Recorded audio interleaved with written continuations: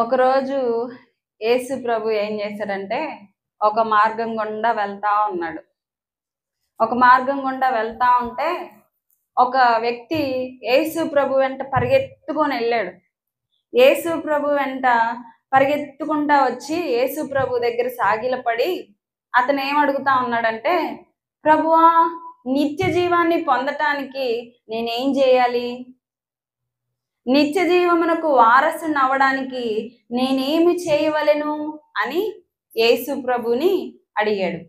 అయితే యేసు ప్రభుని అడిగినప్పుడు యేసు ప్రభు ఏమంటా ఉన్నాడంటే, నరహత్య చేయవద్దు, వ్యభిచరించవద్దు, దొంగిలవద్దు, అబద్ధ సాక్ష్యము పలుకవద్దు, మోసపుచ్చవద్దు, నీ తల్లిదండ్రులను సన్మానింపుమని ఆజ్ఞలు నీకు తెలియను గదా అని అతనితో చెప్పెను. అందుకతడు, బోధకుడా, బాల్యము నుండి ఇవన్నీ అనుసరించుచునే ఇంటినని చెప్పాను. ఈ మాటలు మనకి మార్కు సువార్త 10వ అధ్యాయము 17వ వచనంలో కనిపిస్తాయి. అయితే అతను యేసు ప్రభు వెళ్తా ఉంటే పరిగెత్తుకొని వెళ్ళి నిత్య జీవాన్ని పొందటానికి, నిత్య జీవానికి వారసుని అవ్వటానికి నేనేం చేయాలి అని అడిగినప్పుడు ప్రభు ఏం చెప్తా ఉన్నాడంటే, వ్యభిచారం చేయవద్దు, దొంగిలవద్దు, నీ పొరుగువారి దేనిని ఆశించవద్దు, నీ తల్లిదండ్రులను సన్మానింపుము, అబద్ధ సాక్ష్యములు పలుకవద్దు, మోసపుచ్చవద్దు అని చెప్పి కొన్ని విషయాలు అతనికి యేసు ప్రభు చెప్పాడట. యేసు ప్రభు చెప్పినప్పుడు అతడు ఏమన్నాడంటే, బోధకుడా, ఇవన్నీ నేను ఫస్ట్ నుంచే చేసుకుంటా వస్తా ఉన్నాను. ఈ లక్షణాలన్నీ నాకు ఎప్పటి నుంచో ఉన్నాయి. నేను చాలా పర్ఫెక్ట్గా ఉన్నాను. నువ్వు చెప్పిన ప్రతిదీ కూడా నా జీవితంలో జరుగుతూ ఉన్నాయి అని చెప్పి అతడు అన్నాడు. అయితే యేసు ప్రభు ఏమన్నాడంటే, అందుకు ఆ తర్వాత యేసు ప్రభు ఏమంటాడంటే, యేసు అతన్ని చూచి అతన్ని ప్రేమించి నీకు ఒకటి కొదువుగానున్నది, నీవు వెళ్ళి నీకు కలిగి ఉన్నవన్నీ అమ్మి బీదలకిమ్ము, పరలోకమందు నీకు ధనము కలుగును, నీవు వచ్చి నన్ను వెంబడించమని చెప్పెను. అతడు మిగులు ఆస్తి గలవాడు గనుక ఆ మాటకు ముఖము చిన్నబుచ్చుకొని దుఃఖపడుచు వెళ్ళిపోయెను. దేవునికి స్తోత్రం. ఇక్కడ మనం చూసినట్లయితే ఎంతో బాధాకరమైన విషయం అక్కడ మనకు కనిపిస్తుంది అన్నమాట. ఎందుకు అని అంటే, అతడు బాల్యం నుండే మంచి కార్యాలు చేసుకుంటా వస్తా ఉన్నాడు. అతడు వ్యభిచారం చేయలేదు, దొంగతనం చేయలేదు, ఎవరిని మోసం చేయలేదు, అబద్ధ సాక్ష్యాలు పలకలేదట, తల్లిదండ్రుల్ని సన్మానించాడట, చిన్నప్పటి నుంచే చాలా భక్తిగా పెరుగుతా వచ్చాడట. అయితే యేసు ప్రభు దగ్గరికి వెళ్ళి నిత్య జీవాన్ని పొందటకు నేనేమి చేయాలి అని అడిగినప్పుడు యేసు ప్రభు ఇవన్నీ చెప్పిన తర్వాత, ఇవన్నీ నేను చిన్నప్పటి నుంచే చేసుకుంటా వచ్చాను కదా, ఇవేనా? ఇవేనా? ఇవన్నీ నేను చిన్నప్పటి నుంచే, బాల్యం నుంచే చేసుకుంటా వచ్చాను, ఇంకా నేను నిత్య జీవాన్ని పొందేస్తాను కదా అని అనుకుంటా ఉంటే ప్రభు ఒక మాట చెప్తా ఉన్నాడు. ఏంటిదనంటే, నీకు ఒక్కటి కొదువగా ఉంది అని చెప్పి ప్రభు ఏమన్నాడంటే, నీవు వెళ్ళి నీకు కలిగిన ఆస్తిని అమ్మి బీదలకు పంచిపెట్టమన్నప్పుడు అతడు ముఖము చిన్నబుచ్చుకొని దుఃఖపడి అక్కడి నుంచి వెళ్ళిపోయాడు. అంటే అతడు అక్కడ ఏం జరిగిందనంటే, అతడు నిత్య జీవాన్ని పోగొట్టుకున్నాడు. ఇన్ని మంచి పనులు చేసుకుంటా ఉన్నావు, నీకు ఒక్కటి కొదువుగా ఉంది, ఆ ఒక్కటి నువ్వు సరి చేసుకోగలిగితే నీకు నిత్య జీవం వచ్చింది అని ప్రభు చెప్పినప్పుడు, ఇన్ని చేసిన వ్యక్తికి ఆ ఒక్కటి కష్టమా? ఆ ఒక్కటి చేయటం ఇబ్బందా? అయితే అతడు మిగుల ఆస్తి గలవాడు గనుక అతనికి చాలా ఆస్తి ఉంది. బైబిల్ గ్రంథం ఏం చెప్తా ఉందనంటే, అతడు మిగుల ఆస్తి కలవాడు, అంటే చాలా ఆస్తి ఉంది. ప్రభు చెప్పినప్పుడు ఆస్తిని పంచిపెట్టేసి మంచిగా యేసు ప్రభుని వెంబడిస్తే అతడు నిత్య జీవాన్ని పొందుకొని ఉండేవాడేమో.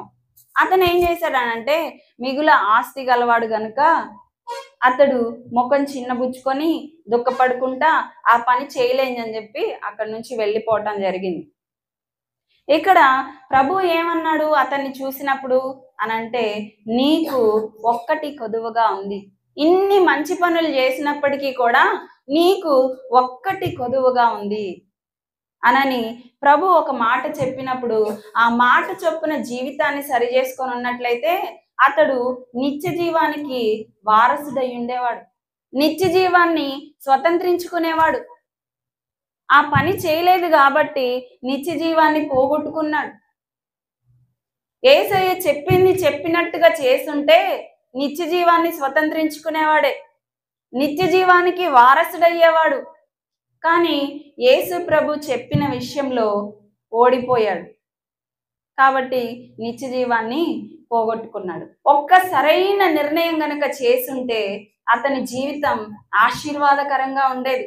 యేసు ప్రభు నీకు ఒక్కటి కొదువుగా ఉంది అని చెప్పినప్పుడు ఇన్ని మంచి పనులు చేస్తా ఉన్నాడు కదా, ఆ ఒక్కటి ఇన్ని చేస్తున్నాను కదా, ఆ ఒక్కటే కదా, ఆ ఒక్కటి కూడా నేను చేస్తే నేను నిత్య జీవాన్ని పొందుకుంటాను అని చెప్పి ఒక్క సరైన నిర్ణయం గనక చేసినట్లయితే నిత్య జీవానికి వారసుడై ఉండేవాడు, శాశ్వత రాజ్యాన్ని స్వతంత్రించుకొని ఉండేవాడు. ఒక సరైన నిర్ణయం అక్కడ ఉన్నటువంటి అతను చెయ్యలేకపోయాడు కాబట్టి నిత్య జీవాన్ని పోగొట్టుకున్నాడు. బైబిల్ గ్రంథంలో మనం ఒకరిని చూడొచ్చు, ఇద్దరు వ్యక్తులు మనకు కనిపిస్తారు. రూతు గ్రంథము 1వ అధ్యాయం నుంచి గనక మనం చూస్తే ఇద్దరు అత్తా కోడళ్ళు అక్కడ మనకి కనపడతారు. అయితే ఒకరేమో మంచి తీర్మానం చేశారు, మంచి నిర్ణయం చేశారు, మరొకరేమో తప్పుడు నిర్ణయం చేశారు. తద్వారా ఒకరి జీవితం ఏమో ఆశీర్వాదకరంగా ఉంది, మరొకరి జీవితం ఏమో శాపగ్రస్తంగా కొనసాగింది. ఆ తప్పుడు నిర్ణయం వలన ఆమె తన జీవితంలో చేదైన అనుభవాలు చూసింది. ఒక వ్యక్తి మంచి నిర్ణయం చేయటం వలన ఆశీర్వాదకరమైన పరిస్థితులు తన జీవితంలో చూసుకుంటా వచ్చింది. దేవునికి స్తోత్రం. మనం గనక రూతు గ్రంథాన్ని చూసినట్లయితే రూతు గ్రంథం 1వ అధ్యాయం 1వ వచనం మనం చదువుతా ఉంటే ఒక మంచి భార్యాభర్తలు, ఒక మంచి కుటుంబం, ఒక మంచి దేశంలో నివసిస్తా ఉన్నారు. బెత్లెహేముపురం అంటే రొట్టెలపురం, అంటే దేవుడు ఆశీర్వదించినటువంటి ఒక మంచి దేశంలో వారు నివసిస్తా ఉన్నారు. అయితే ఒకానొక సమయంలో కొంత కరువు వచ్చింది. ఆ ప్రాంతంలో కరువు వచ్చినప్పుడు ఆ దేశంలో ఉన్నటువంటి ప్రజలందరూ అక్కడే ఉన్నారు. దేవుడు కృప చూపుతాడు, ఈ కరువుని దేవుడు తీసేస్తాడు, అట్టే కాలం ఈ పరిస్థితులు ఇలాగే ఉండిపోవు, మనం దేవుని వైపు చూస్తున్నాము, దేవుడు మనకి కృప చూపక మానడు అని చెప్పి అక్కడున్న ప్రజలు ఏం చేశారనంటే అక్కడే నివసిస్తా ఉంటే ఈ భార్యాభర్తలు ఒక నిర్ణయం చేశారు. ఏం చేశారు అనంటే మనం ఈ దేశంలో కరువు భారంగా ఉంది కదా, మనం ఇక్కడ నుంచి మన కుటుంబం మోయాబు దేశానికి వెళ్ళిపోదాం, వెళ్ళిపోతే అక్కడ మంచిగా మనం ఆశీర్వదించబడతాం, అది సంపన్న దేశం అని చెప్పి వారు మాట్లాడుకొని అక్కడికి వెళ్ళటం జరిగింది. మనం కొన్నిసార్లు విన్నాం, ఏంటిది అనంటే ఒక మాట మనం వింటా ఉన్నాం, ఏంటిదనంటే ఒక్క ఐడియా జీవితాన్నే మార్చేసిద్ది.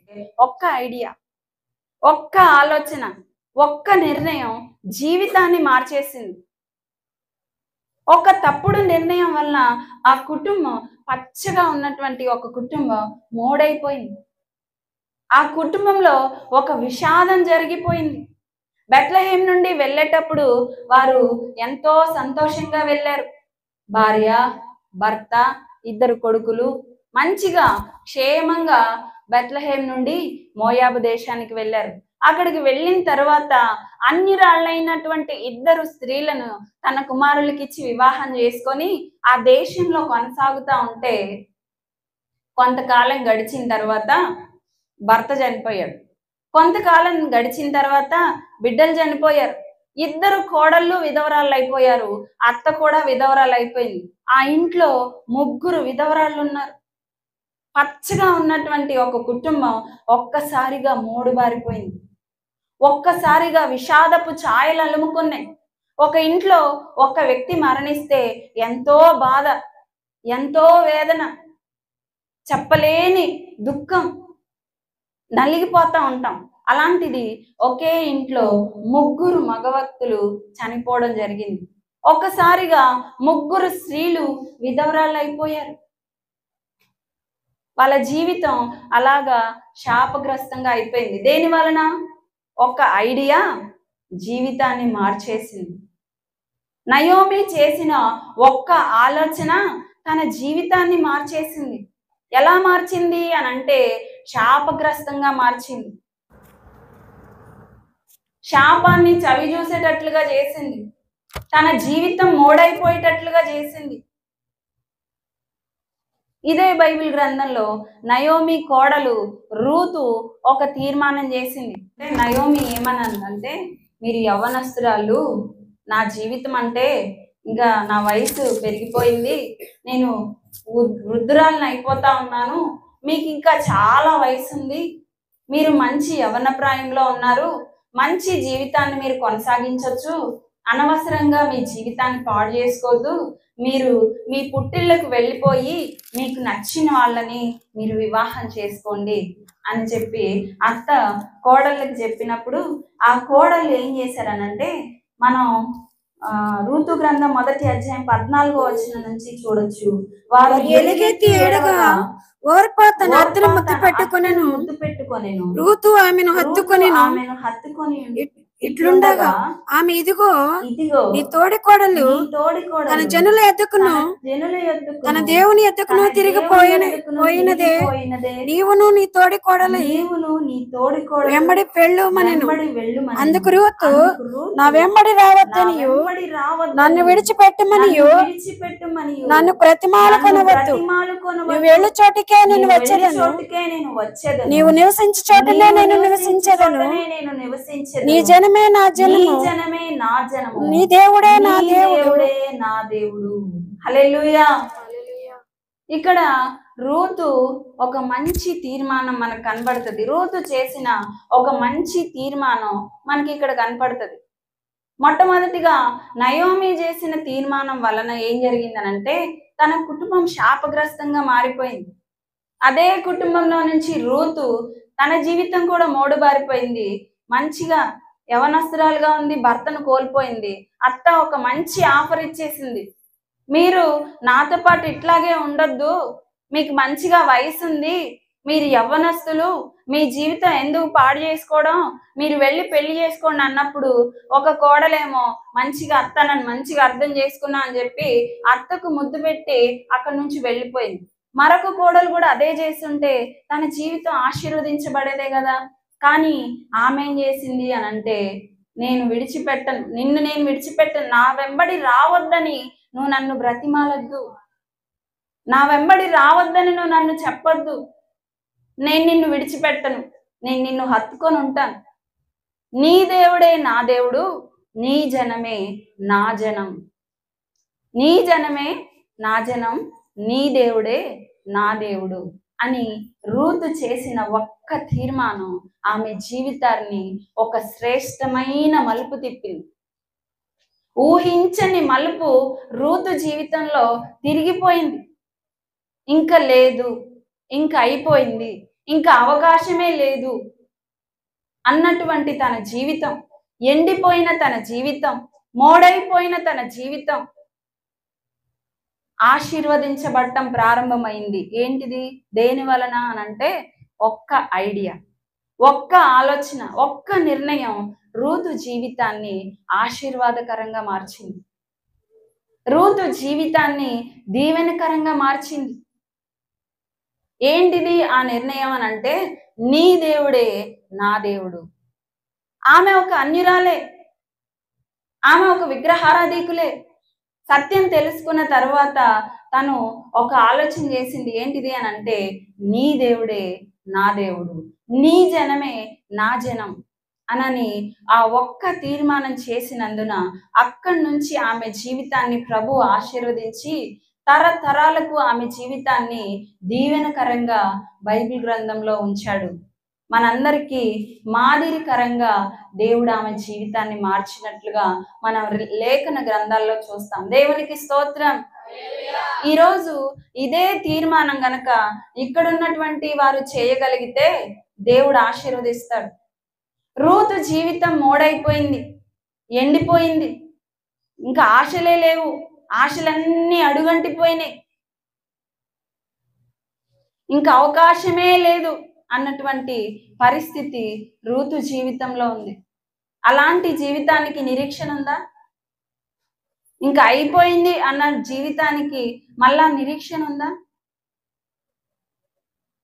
ఆశలు అడుగంటి వేసారిన బ్రతుకులకు ఆత్మీయత కరువై అలమటించు వారికి, ఆశలు అడుగంటి వేసారిన బ్రతుకులకు ఆత్మీయత కరువై అలమటించు వారికి ఉన్నదా ఆశలు తీరం, ఉన్నదా ఆత్మీయతలకు నిలయం, ఉన్నదా ఆశలు తీరం, ఉన్నదా ఆత్మీయతలకు నిలయం.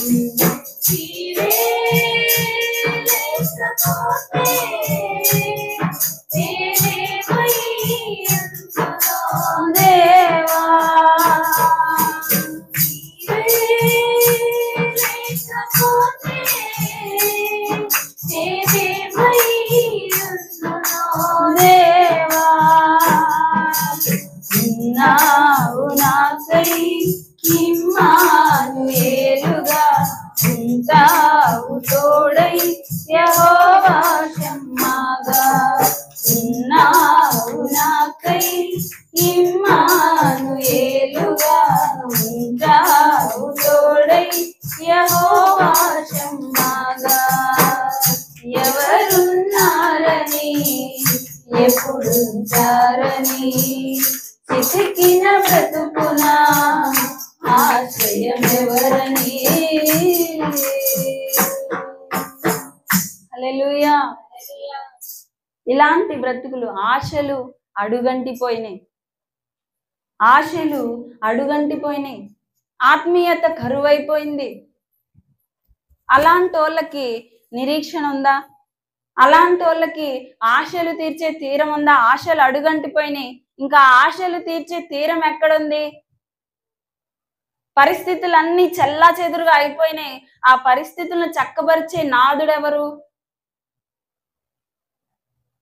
జీవితం ఎడారిలాగా అయిపోయింది. అన్ని చేదు చేదు చేదు పరిస్థితులు, చేదైన అనుభవాలు చవి చూస్తా ఉంటే ఆ చేదుని మార్చేవారెవరు? విచ్ఛిన్నమైన కుటుంబాన్ని కట్టేదెవరు? కన్నీళ్లే అన్నపానాలుగా బ్రతుకుతున్న జీవితాల్లో సంతోషాన్ని నింపేదెవరు అని మనం ఆలోచన చేస్తే అవన్నీ కూడా జీవము కలిగిన దేవుడు ఒక్కడే చేయగలడు. దేవునికి స్తోత్రం. హల్లెలూయా.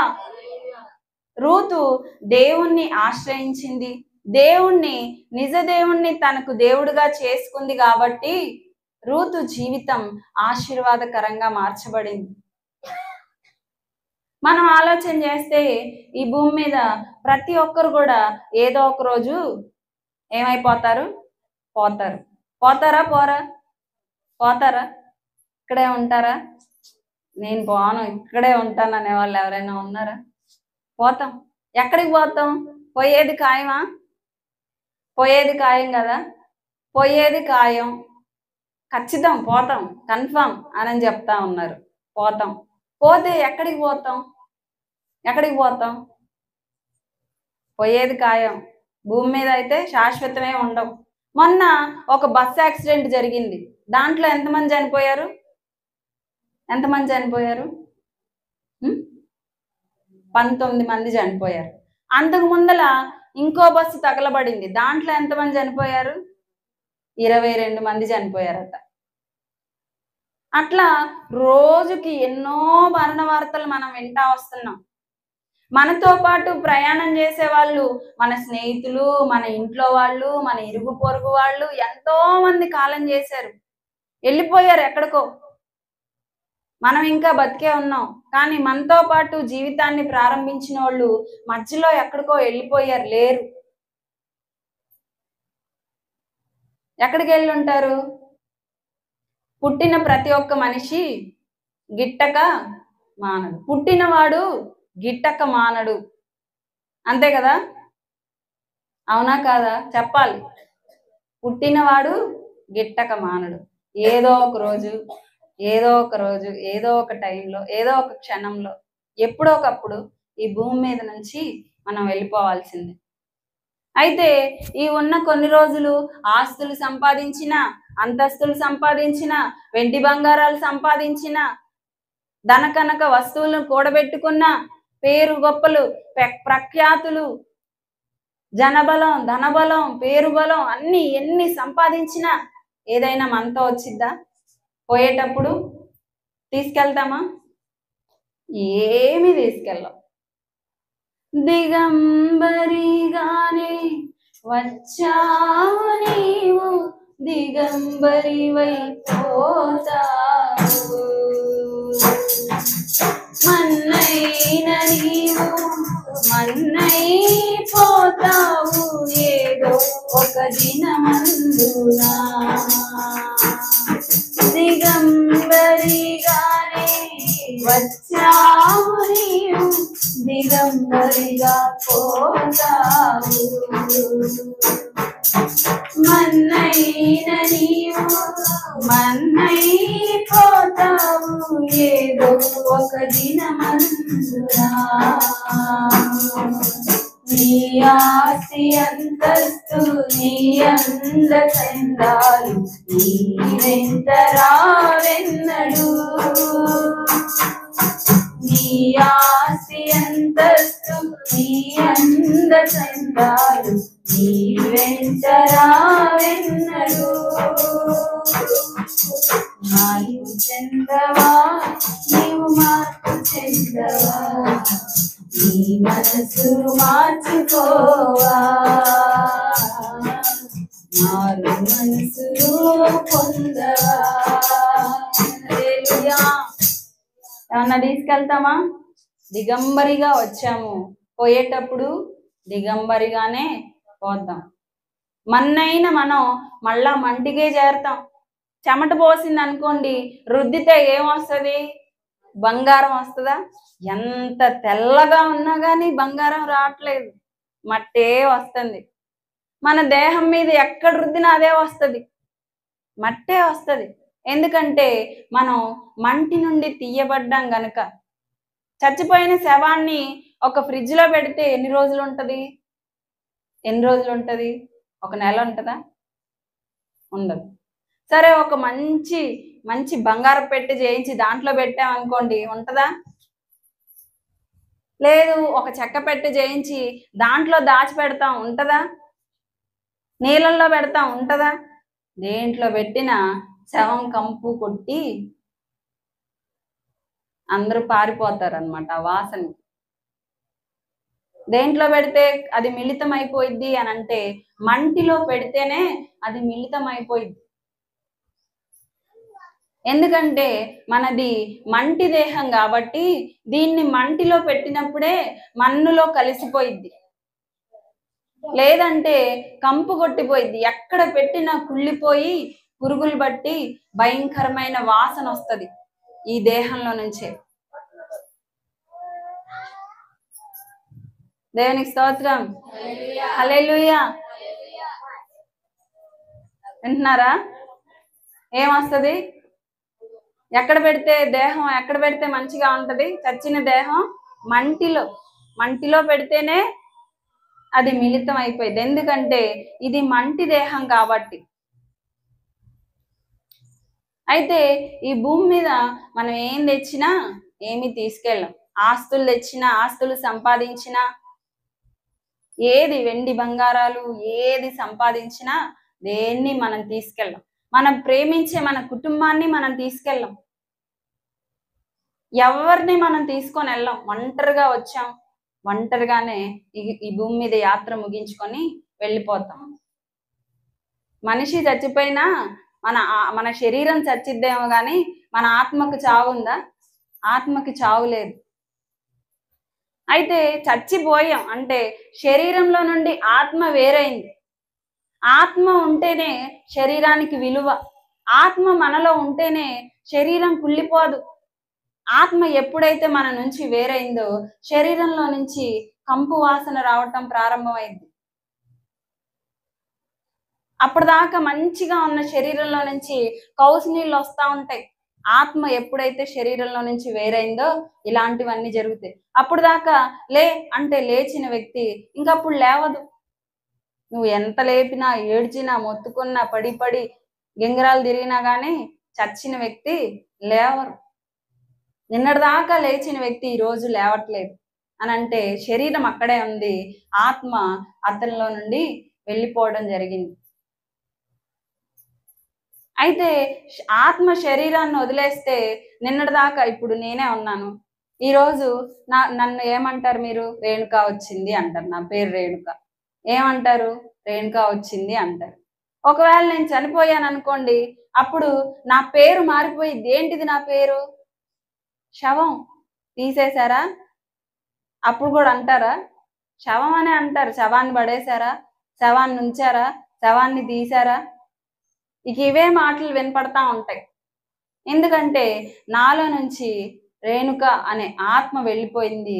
ఇంక మిగిలింది ఒక నిర్జీవ వస్తువు, కట్టె. మన భాషలో అవునా కదా? కట్టె అంటారా? ఈ రకంగా శరీరము ఆత్మ శరీరంలో నుంచి ఎప్పుడైతే వేరైతుందో ఇక ఆ శరీరానికి విలువ ఉండదు. అయితే ఈ ఆత్మ యుగ యుగాలు సజీవంగానే ఉంటది. మనం నమ్ముతాం ఏంటిది అని అంటే అన్ని మతాల వారు నమ్ముతారు. ఒక ముస్లిం నమ్ముతారు చచ్చిపోయిన వాళ్ళు స్వర్గానికో నరకానికో వెళ్తారని. ఒక హిందూ నమ్ముతారు నరకానికి స్వర్గానికో ఏదో ఒక దానికి వెళ్తామని. స్వర్గం ఉందా? ఉందా లేదా? చెప్పాలి, పెద్దోళ్ళు ఉన్నారు ఇక్కడ. స్వర్గం ఉందా?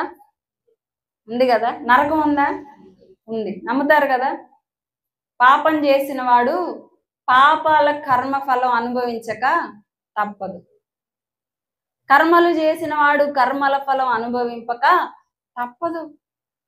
అరే నువ్వు భూమి మీద మంచి పనులు చేసావనుకో ఆ మంచి నీతో పాటు వస్తుందని ఒక పెద్ద ఆయన చెప్తారు. ఇంకొకళ్ళు ఏం చేస్తారు? అరే నువ్వు పాపాలు చేసావనుకో, నువ్వు కర్మలు చేసావనుకో ఆ కర్మలు నువ్వు అనుభవించక తప్పదు అని ఒకళ్ళు అంటారు. ప్రతి ఒక్కరి నమ్మకం ఏంటిది అని అంటే పుణ్యాలు చేసిన వాళ్ళు స్వర్గానికి వెళ్తారు, పాపం చేసిన వాళ్ళు నరకానికి వెళ్తారు. అవునా కాదా? పుణ్యాలు చేసిన వాళ్ళు ఎక్కడికి వెళ్తారు? స్వర్గానికి వెళ్తారు. అవునా? పుణ్యం చేసిన వాళ్ళు ఎక్కడికి పోతారు? స్వర్గం పోతారండి. గట్టిగా చెప్పాలి. స్వర్గం అంటే అక్కడ ఎలా ఉంటది? స్వర్గం అంటే చిన్న విషయమా? స్వర్గానికి పోతారు పుణ్యాలు చేసిన వాళ్ళు, మంచిగా బతికిన వాళ్ళు. పాపం చేసిన వాళ్ళు నరకానికి పోతారు. నరకం అంటే ఏంటిది అని అడిగితే ప్రతి ఒక్క గ్రంథంలో హైందవ గ్రంథాలు, ఖురాన్ గ్రంథాలు, బైబిల్ గ్రంథం, అన్ని గ్రంథాలు ఘంటాపదంగా చెప్తున్నాయి. ఏంటిది అని అంటే చచ్చిన వ్యక్తికి తీర్పు ఉంది. పాపం చేస్తే నరకానికి వెళ్తారు, పుణ్యం చేస్తే స్వర్గానికి వెళ్తారు. దేవునికి స్తోత్రం. హల్లెలూయా. మీరు కూడా విన్నారు కదా. నేను కూడా చిన్నప్పటి నుంచి వింటానే ఉన్నాను పుణ్యం చేస్తే స్వర్గానికి పోతామని. అయితే ప్రతి ఒక్క గ్రంథం బైబిల్లో కూడా ఉంటది, నరకమున వారి అగ్ని ఆరదు, పురుగు చావదు. మన గ్రంథాల్లో గరుడ పురాణం అని ఉంటది. దాన్ని మీరు నెట్లో కొట్టినా వస్తుంది. దాంట్లో నరకంలో వేసే శిక్షలన్నీ ఉంటాయి. ఈ భూమి మీద మద్యం తాగేవాడికి ఇనుము మరిగించి తాపిస్తారట. బాగా ఇనుముని మరిగించి దాన్ని తాపిస్తారంట. దేవుడు లేడు, ఏం లేదు అని నమ్మే వాళ్ళని ఇనప సువ్వలతో కాలుస్తారంట. నూనెలో వేపుతారట, బాండీల్లో వేపుతారట. ఈ రకంగా జంతువులతో, రకరకాల జంతువులతో కరిపిస్తారట. ఎక్కడ? నరకంలో ఇవన్నీ ఉంటాయంట. ఇవన్నీ గరుడ పురాణంలో చెప్పబడిన సాక్ష్యాలు అన్నమాట. బైబిల్ గ్రంథం కూడా అదే మాట చెప్పింది. ఖురాన్ గ్రంథం కూడా అదే మాట చెప్పింది. అయితే నరకం ఇంత ప్రమాదకరమైంది. నరకంలో ఒక రోజు, ఒక ఒక నెల, ఒక లేకపోతే ఒక 4 సంవత్సరాలు, 5 సంవత్సరాలు కాదు కానీ యుగ యుగాలు యుగ యుగాలు యుగ యుగాలు మనం ఉండబోతా ఉన్నాం. అయితే అలాంటి నరకాన్ని మనం తప్పించుకోవాలంటే మనం ఏం చేయాలి? ఏం చేయాలి చెప్పాలి గట్టిగా. పుణ్యాలు చేయాలి. అవునా? పుణ్యాలు చేయాలి, పాపాలు చేయకూడదు. పాపం చేస్తే నరకమే. ఇంకా నరకమేనా? పాపం చేస్తే నరకం, పుణ్యం చేస్తే స్వర్గం. అయితే మనం ఆలోచన చేస్తే అందరూ పుణ్యాలే చేశారా? పాపం చేయని మనిషి ఎవరు లేరా? పాపం చేయలేదా ఎవరు? మేమెవరం పాపం చేయలేదు అని ఎవరైనా సాక్ష్యం ఇస్తే అది ముమ్మాటికి అబద్ధం. పిల్లలు ఒకవేళ అబద్ధం ఆడారనుకోండి ఏం చెప్తాం? అరే తప్పురా, పాపం రా, అబద్ధాలు ఆడకూడదురా, పాపం తగిలిద్దిరా. చెప్పారా లేదా? చిన్నపిల్లల దగ్గర కూడా ఇలాంటివి వింటా ఉంటాం. ఒరే దొంగతనం చేసావా, అరే పాపం రా. వాళ్ళకు కూడా తెలుసు అది పాపం అని. మనది కాని దానిని ఆశించడం పాపమే, లేని వార్తను పుట్టించడం పాపమే, ఇతరుల మీద నేరారోపణ చేయటం పాపమే, అబద్ధ సాక్ష్యాలు పలకటం పాపమే. ఇంక ఈ రకంగా చూసుకుంటా పోతే ఎన్ని పాపాలో. మన జీవితంలో చిన్నప్పటి నుంచి మొదలుకొని ఇప్పటి వరకు ఎన్నో చేసామా లేదా? చేసాం, ఎన్నో పాపాలు చేసాం. అయితే మరి మత గ్రంథాలన్నీ ఘంటాపదంగా సాక్ష్యం ఇస్తున్నాయి ఏంటిదనంటే, పాపాలు చేస్తే నరకానికి పోతారు, పుణ్యాలు చేస్తే స్వర్గానికి పోతారని. మరి పాపాలు చేసిన వాళ్ళు అందరు నరకానికి పోతే మరి స్వర్గం చేరేది ఎవరు? స్వర్గం అంతా ఖాళీగా ఉండాలి కదా. ఇంకా స్వర్గం అంతా ఖాళీ అయిపోవాలి కదా. మరి పుణ్యాలు చేసిన వాళ్ళు లేరు, అందరూ పాపం, భేదం లేరు, అందరూ పాపము చేసి ఉన్నారు అని బైబిల్ గ్రంథం చెప్పింది. ఏ భేదం లేదు, గొప్పోడని లేదు, పేదోడని లేదు, చిన్నోడని లేదు, పెద్దోడని లేదు, ఆడని లేదు, మగని లేదు, ఏది లేదు, ఏ భేదం లేదు. అందరూ పాపం చేసి ఉన్నారు. ప్రతి ఒక్కరు పాపం చేశారు. మరి పాపం చేసాం, మరి ఏదో ఒక రోజు చస్తాం. చచ్చిన తర్వాత ఎక్కడికి వెళ్తాం అంటే నరకానికే వెళ్తాం. అయితే మన దేవుళ్ళు దేవతలు ఏం చెప్పారంటే, కర్మలు చేసిన వాడు కర్మల ఫలం అనుభవించక తప్పదు. పాపం చేస్తే, పాపంలో బ్రతికితే, నువ్వు పాపంలోనే జీవిస్తా ఉంటే నీకు నరకం వస్తుంది అని చెప్పి మన దేవీ దేవతలు కూడా చెప్పారు. అవునా కాదా? చెప్పారు. అయితే నా కర్మను నేను మోసుకునే కాడికి, నా పాపం నేను నెత్తి మీద పెట్టుకొని నరకానికి పోయే కాడికి నేను ఎందుకు పూజలు చేయాలి? నాకెందుకు ఇంకా దేవుడు? ఇప్పుడు మన పిల్లలు తప్పు చేశారనుకోండి, తప్పు చేశారు, ఒక టీవీ పగలగొట్టారు. ఇప్పుడు ఇంట్లో ఒక టీవీ ఉంది, మన పిల్లోడే ఆడుకుంటా ఒక బాల్ ఇసిరి కొట్టేసరికి టీవీ పగిలిపోయింది.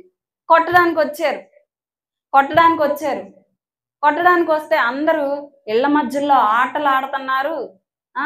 బాల్ తీసుకొని మొన్న ఆమెకు తగిలిందంట, నిన్న ఒక తగిలిందంట, ఇవాళ వీళ్ళు టీవీ పగిలింది, వీళ్ళని ఎట్నే వదిలేస్తే వీళ్ళు ఇక ఇట్టాగే చేస్తా ఉంటారు, వీళ్ళని కొట్టాలా, అది చేయాలా, ఇది చేయాలా, భయం ఉండాలా, అది ఇదని చెప్పి గొడవ చేస్తాం. అవునా కదా?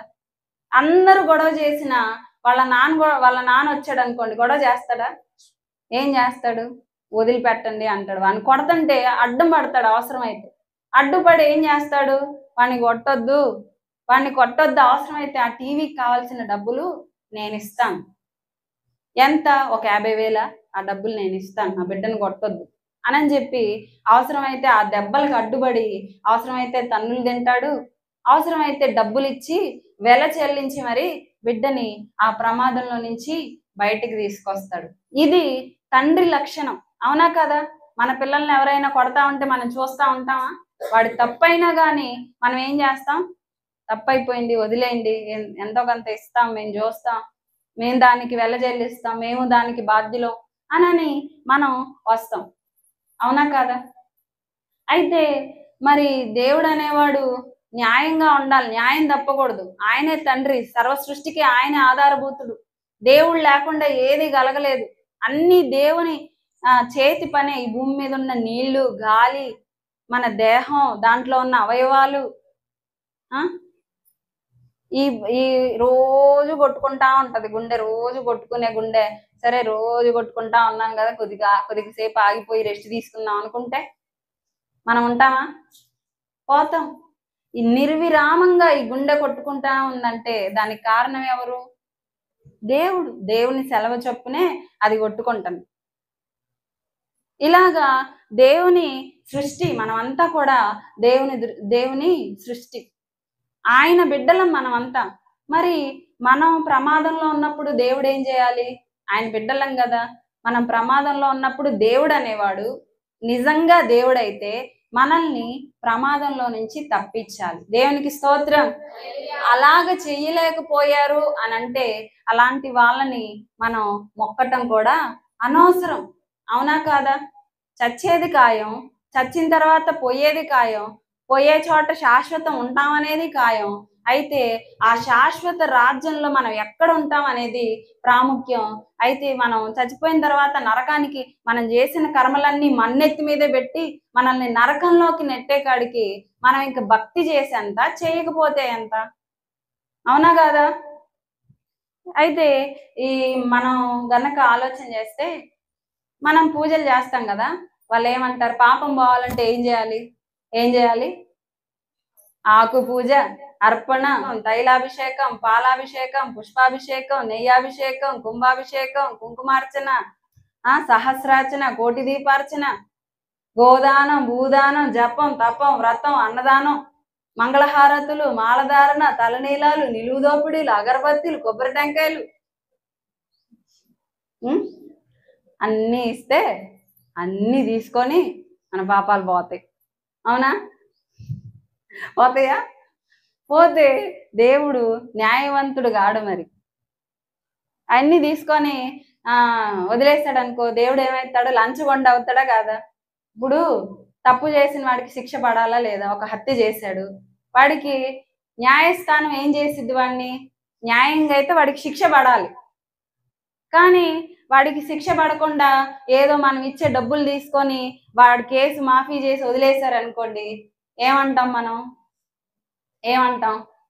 అరే అన్యాయం జరిగింది, వాళ్ళకి అన్యాయం జరిగింది, డబ్బులు తీసుకొని వాళ్ళని మోసం చేశారు అని చెప్పి, లంచం తీసుకున్నాడు, డబ్బుకి లోబడ్డాడు, అన్యాయం చేశారు, వాళ్ళకి అన్యాయం జరిగింది, ఇట్లా ఇట్లా అట్లా అని చెప్పి మనం మాట్లాడుకుంటాం. తప్పు చేసిన వాడికి శిక్ష ఖచ్చితంగా పడాలి. అయితే ఇక్కడ ఏం జరిగిందనంటే, ఇవన్నీ ఇప్పుడు ఇందాక మనం చెప్పుకున్న అన్నీ తీసుకొని దేవుడు మనల్ని క్షమించాడు అనుకోండి, దేవుడు న్యాయవంతుడు కాడు కదా. ఇప్పుడు నేను ఒకళ్ళని హత్య చేశాను, నా పక్కన జ్యోతి ఉంది, నేను ఈ అమ్మాయిని హత్య చేశాను, హత్య చేసేసి ఎవరికి తెలియకుండా సైలెంట్గా పూర్తి చేసి మంచిగా చేతులు దులిపేసుకొని వెళ్ళిపోయాను. కానీ నన్ను భయం వెంటాడుతూ ఉంది.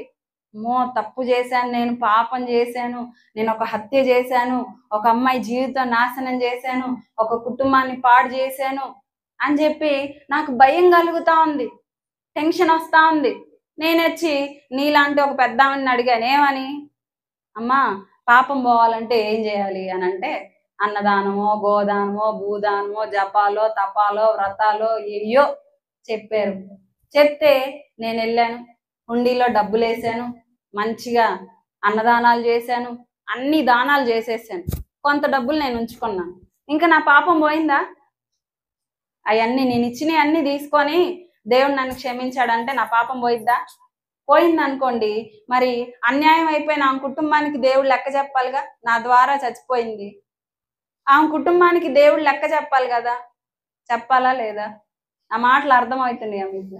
నేనేం వేరే భాషలో చెప్పట్లేదు, తెలుగు భాష. దేవునికి స్తోత్రం. అవునా కాదా? మరి అన్యాయం అయిపోయిన కుటుంబానికి దేవుడు న్యాయం చేయాలి, అలాగే తప్పు చేసిన నాకు శిక్ష పడాలి. అయితే శిక్ష పడాలి అని అంటే అందరూ శిక్షించమంటారు, కానీ తండ్రి ప్రేమ బిడ్డకి శిక్ష పడటానికి ఒప్పుకోదు.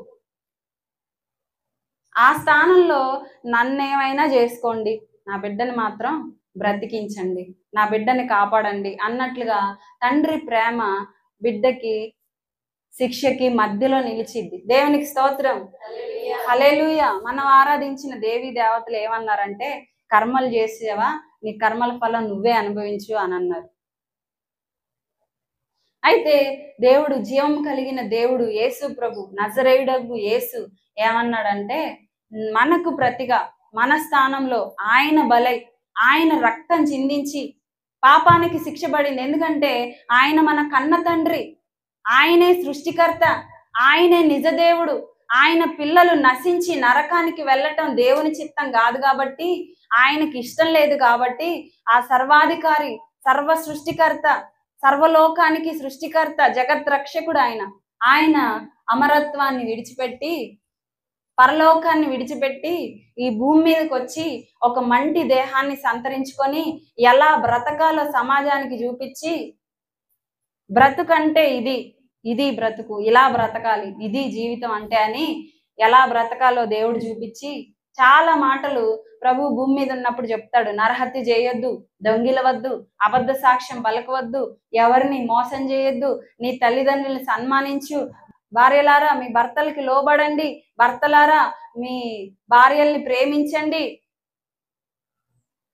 ఇలాగా మీ పొరుగు వారిది ఏది ఆశించొద్దు, నీకు ఒకటి ఉంటే నీ పొరుగువారు అక్కర్లో ఉంటే వాళ్ళకి సహాయం చేయి అని చెప్పి దేవుడు ఎన్నో బైబిల్ గ్రంథంలో వ్రాయించి పెట్టాడు. ఇలా బ్రతకాలి అంటే ఒక తల్లి తన బిడ్డకి ఎలా చెప్పుకుంటుందో అట్లాగా దేవుడు మనకి ఎన్నో విషయాలు చెప్పాడు. ఇది తప్పు, మద్యం తాగొద్దు అని చెప్పి, వ్యభిచారం చేయొద్దు అని చెప్పి రకరకాలుగా ఒక తల్లి తన బిడ్డకి ఎలాగైతే మంచి నేర్పించిద్దో, జీవము కలిగిన దేవుడు నజరేయుడగు యేసు బైబిల్ గ్రంథం అంతా కూడా అదే రాయించి పెట్టాడు. దేవునికి స్తోత్రం.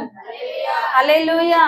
మనకు ప్రతిగా ఆయన పిల్లలమైన మనం అంటే అందరం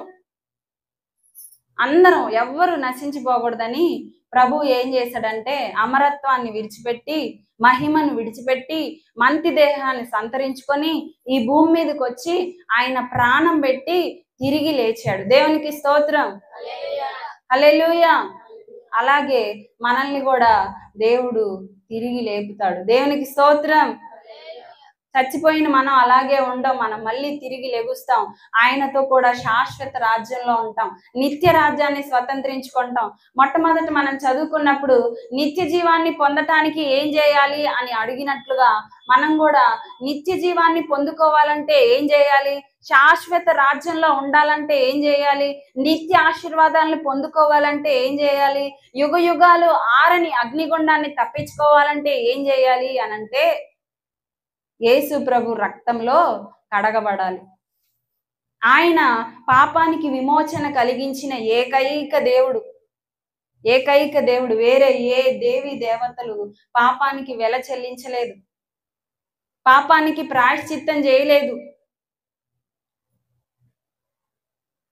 యేసు ప్రభు ఒక్కడే పాపానికి ప్రాయశ్చిత్తం చేశాడు. నిత్య నరకాగ్ని నుండి ఆయన తన బిడ్డల్ని రక్షించుకున్నాడు. అందరినీ. యేసు ప్రభు అందరికీ దేవుడు. ఒక జాతికో, ఒక కులానికో, ఒక మతానికో, ఒక వర్గానికో చెందినవాడు కాదు. యేసు ప్రభు అందరికీ దేవుడు. ఆయన ఒక్కడే దేవుడు. ఎవరైతే ప్రజల యొక్క సమస్త మానవాళి పాపాలకు ప్రాయశ్చిత్తం చేశారో ఆయనే దేవుడు, ఆయనే సృష్టికర్త. ఆ పని యేసు ప్రభు చేశాడు కాబట్టి యేసు ప్రభువే నిజదేవుడు. ఆయన రక్తంలో కడగబడిన వారికి నిత్య జీవ ప్రాప్తి. దేవునికి స్తోత్రం. అర్థమైందా? అర్థమైందా? యేసు ప్రభు ఎందుకు దేవుడు అనంటే తన బిడ్డల రక్షణకై ప్రాణం అర్పించాడు. ఏంటిది ఆయన గొప్పతనం అనంటే తన బిడ్డలకు ప్రతిగా ఆయన బలయ్యి సమస్త మానవాళి పాపాలన్నిటికీ ఆయనే పరిహారం చెల్లించాడు. అప్పుడే మనకి రక్షణ కలిగింది. దేవునికి స్తోత్రం. కాబట్టి యేసు ప్రభు ఎవరు? దేవుడు. చెప్పొచ్చు, ధైర్యంగా చెప్పొచ్చు, యేసు ప్రభు దేవుడు. ఆయనలో ఏ లోపం లేదు. మనం ఆరాధించే దేవీ దేవతలు మనకన్నా ఇంకా 4 ఇంతల పాపంలో పడ్డారు.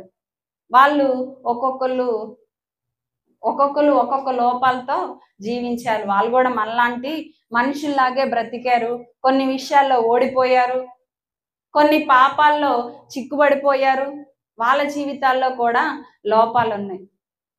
కానీ యేసు ప్రభులో ఏ లోపం లేదు, ఆయనలో ఏ పాపం లేదు. ఆయన ఒక మాట అంటాడు, నాలో పాపం ఉన్నదని ఎవడు స్థాపించగలడు అనని.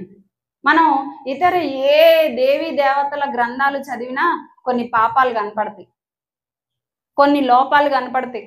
అయితే బైబిల్ గ్రంథాన్ని గనక మనం చదివితే జీవము కలిగిన దేవునిలో ఒక్కటంటే ఒక్కటి కూడా లోపం అనేదే లేదు. దేవునికి స్తోత్రం.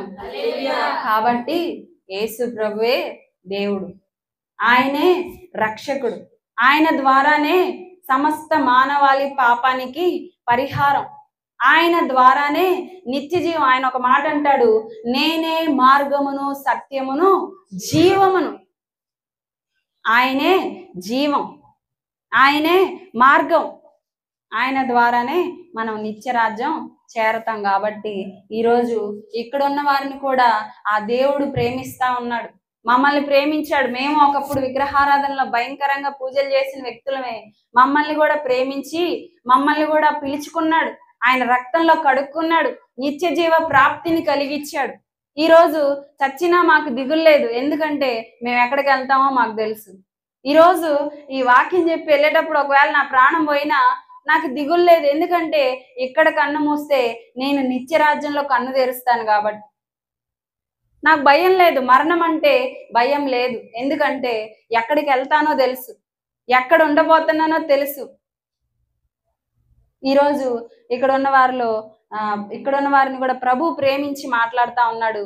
నీ పాపాల కోసమే ప్రభు ప్రాణం అర్పించాడు, నీ పాపాల కోసమే, నిన్ను నిత్య రాజ్యాన్ని చేర్చడం కోసమే ఆ జీవము కలిగిన దేవుడు, ఆ దేవాతి దేవుడు ప్రాణం పెట్టి తిరిగి లేచి నీకు విమోచన కలిగించాడు. కాబట్టి ఒక శ్రేష్టమైన తీర్మానం అంటే ఒక మంచి నిర్ణయం ఈరోజు చేయగలిగితే దేవుడు నిన్ను ఆశీర్వదిస్తాడు. ఇక్కడ కనిపించిన మార్కు సువార్తలో ఉన్నటువంటి ఒక వ్యక్తి దేవుడు చెప్పింది చేయలేదు. నిత్య జీవాన్ని పొందడానికి నేను ఏం చేయాలి అన్నప్పుడు ఇలా ఉండు అని ప్రభు చెప్తే ఆ విషయంలో సరైన తీర్మానం చేయలేదు, కాబట్టి నిత్య జీవాన్ని పోగొట్టుకున్నాడు. ఈరోజు ఇక్కడున్న వారిలో కూడా ఒక సరైన తీర్మానం కనుక చేయలేకపోతే నిత్య జీవాన్ని పోగొట్టుకుంటాం, ఆరని అగ్నిగుండానికి చేరతాం. కర్మల ఫలం మన మీదే ఉంటది. మన పాపాన్ని మనమే మోసుకుంటా పోయి పాపాల యొక్క శాపాలు మనం అనుభవించుకుంటా బ్రతికున్నప్పుడు శాంతి ఉండదు, చచ్చిన తర్వాత కూడా శాంతి ఉండదు. ఎందుకంటే పాపాల కర్మలు మనల్ని వెంటాడుతూ ఉంటాయి. బ్రతికున్నప్పుడు కూడా శాంతి ఉండదు, నెమ్మది ఉండదు, ప్రశాంతత ఉండదు. ఇంట్లో ఎప్పుడు అసమాధానాలు, ఇంట్లో ఎప్పుడు గొడవలు, కొట్లాటలు భయంకరంగా ఉంటది. ఎప్పుడైతే పాపం యొక్క శాపం మనలో నుంచి తొలగిపోయిద్దో అప్పటి నుంచి శాంతి మన జీవితంలో ఉంటది. దేవునికి స్తోత్రం. దేవుడు ఒక మాట అంటాడు, ప్రయాసపడి భారం మోసుకొనిచున్న సమస్త జనులారా నా దగ్గరికి రండి, నేను మీకు విశ్రాంతినిస్తాను అన్నాడు. ఇక్కడ ఉన్న వారిలో బాధలో, చింతలో, సమస్యలో, శోధనలో, నెమ్మది లేని పరిస్థితిలో, చేతబడి శక్తిలో, కరువులో, ఉపద్రవాలో, ఏదో రోగమో నొప్పో ఏదో ప్రభు మాట్లాడుతా ఉన్నాడు, నా దగ్గరికి రా, నేను నీకు శాంతిని అనుగ్రహిస్తాను. నా యొద్దకు రా, నేను నీకు విశ్రాంతిని కలుగు చేస్తాను. ఈ మంచి తీర్మానం గనక నువ్వు చేయగలిగితే నీకు దేవుడు కృప